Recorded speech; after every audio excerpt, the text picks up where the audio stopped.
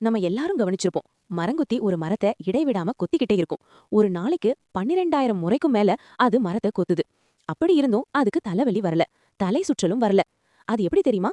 முதல்ல மரங்கொத்தியோட நாக்கு ரொம்ப நீளமானது. அது வாய்க்குள்ள மட்டும் இல்ல, தலையோட மண்டைய சுற்றி ஒரு சீட் பெல்ட் மாதிரி சுற்றி கிடக்கும். அதனால அது ஒரு குஷன் மாதிரி வேலை செய்யுது. தலையில வரும் அதிர்ச்சிய குறைக்குது. அடுத்தது, மரங்கொத்தியோட மண்டையோடு முழுசா கடினமா இல்ல. அதுக்குள்ள ஸ்பாஞ்சி போன் அப்படின்னு சொல்லப்படும் மென்மையான எலும்பு இருக்கு.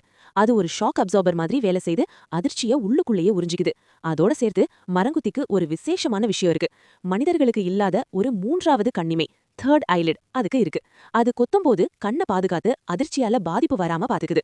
இன்னொரு முக்கியமான விஷயம், மனிதர்கள் தலைய வேகமா அடிச்சா கன்கஷன் அப்படின்னு சொல்லப்படும் மூளை பாதிப்பு ஏற்படும். ஆனா மரங்கொத்தி ஒரு கொத்துல 1000 மடங்கு ஜி ஃபோர்ஸ் அதிர்ச்சியை தாங்கும் வல்லமை கொண்டது. அதனாலதான் இவ்வளவு வேகமா மரத்தை கொத்தினாலும் மரங்கொத்திக்கு தலைவலி வரதே இல்ல. இயற்கை ஒவ்வொரு உயிருக்கும் எவ்வளவு அழகான பாதுகாப்பு அமைப்பு கொடுத்திருக்குது பாருங்க.